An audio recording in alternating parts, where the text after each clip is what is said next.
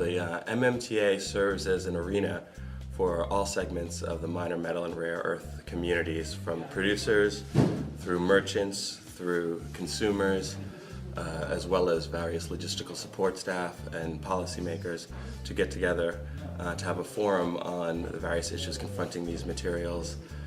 from supply concerns to new technical developments, and also to provide an arena for the development of better statistics governing the production and consumption, better norms and standards for material across geographic regions, provide venues for mediation of contract terms should any need arise amongst our members, provide security for storage facilities and approvals there, and also provide a unified voice for the industry to consult with policymakers and government for issues arising on trade, on the environment, and on security.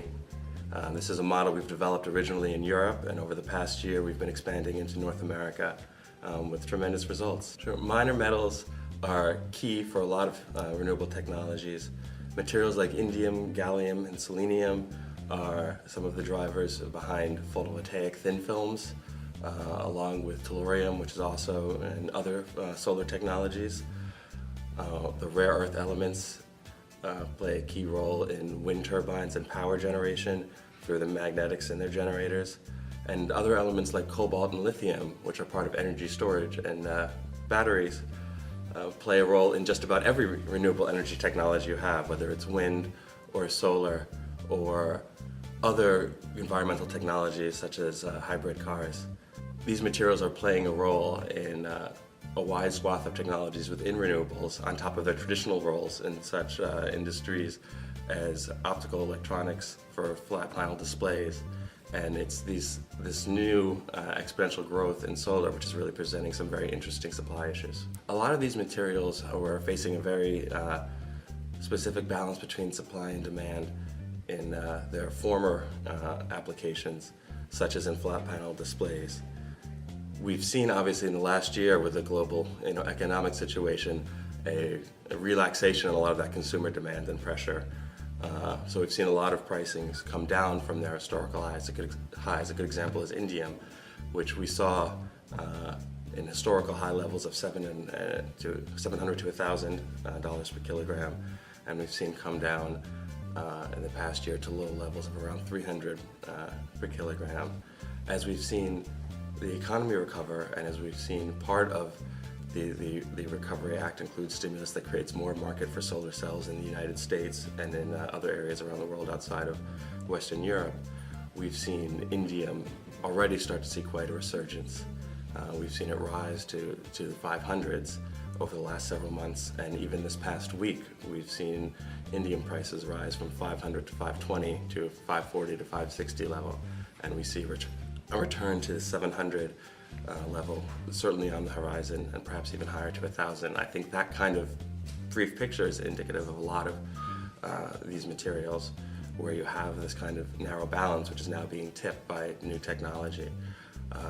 Also, some of the interesting factors is a lot of the countries which are traditionally sources of these materials have become great consumers, and the big one in that is China, which used to be the saving grace for a lot of metals.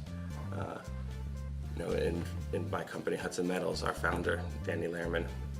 was one of the first to introduce Chinese chrome into the United States in the late 1970s after trade opened up. And at that point, that was a completely new source of raw material for the aerospace industry, which was also undergoing a lot of growth and pressure on raw materials, and was looking for new sources. Nowadays, everyone's trying to figure out how to deal with China, that instead of supplying the rest of the world is consuming more and more. And that's a very interesting issue, because a lot of that is being driven by the natural growth of the standard of living in China, which brings more and more consumption to China relative to the rest of the world, and therefore it's natural that more and more production of technology will be taking place in China, so more and more of their raw materials will be staying there. And that's a natural function of market economies. And the way to respond to that, I think, needs to do with market solutions. I think a big one will be companies taking initiatives on their own to secure their supplies over the next several years.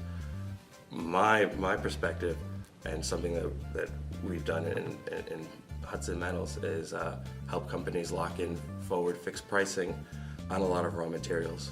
while we currently have the situation where materials are at lower levels historically because of the recent crisis. A lot of materials which have come down a lot,